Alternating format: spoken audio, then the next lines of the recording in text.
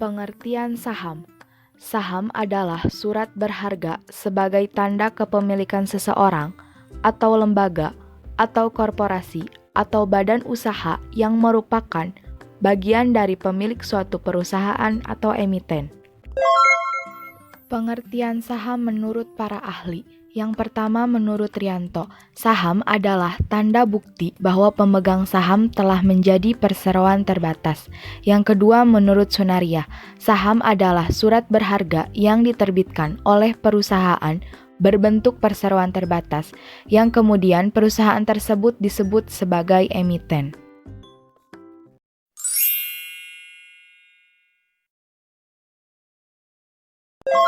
Jenis-jenis saham. Yang pertama, saham biasa atau common stock. Yang kedua, saham preferred atau preferred stock. Yang ketiga, saham treasury atau treasury stock.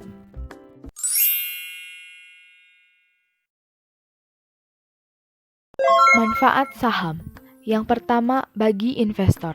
Saham dimanfaatkan sebagai wadah untuk mengeruk pendapatan sebesar-besarnya. Yang kedua, bagi emiten. Saham dimanfaatkan sebagai sumber pembiayaan lain selain perbankan.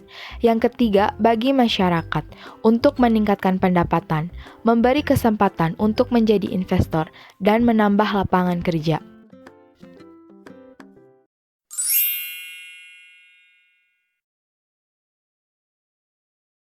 Keuntungan saham. Yang pertama, capital gain. Yang kedua, dividen. Capital gain adalah keuntungan yang diperoleh dari selisih harga jual saham yang lebih tinggi dari harga beli saham.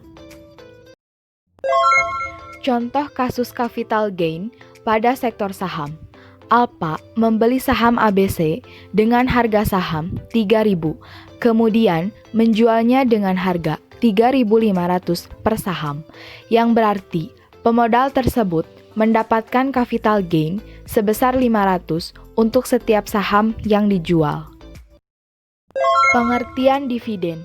Dividen adalah laba atau profit yang dihasilkan perusahaan yang kemudian diberikan kepada investor. Dividen dibagi menjadi dua, yaitu yang pertama dividen saham atau stock dividen, yang kedua dividen tunai atau cash dividen.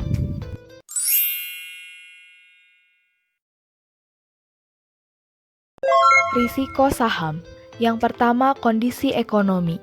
Kondisi ekonomi dan politik sebuah negara berhubungan erat dengan pasar saham. Yang kedua, capital loss. Capital loss adalah kerugian yang diperoleh dari selisih harga jual dan harga beli saham.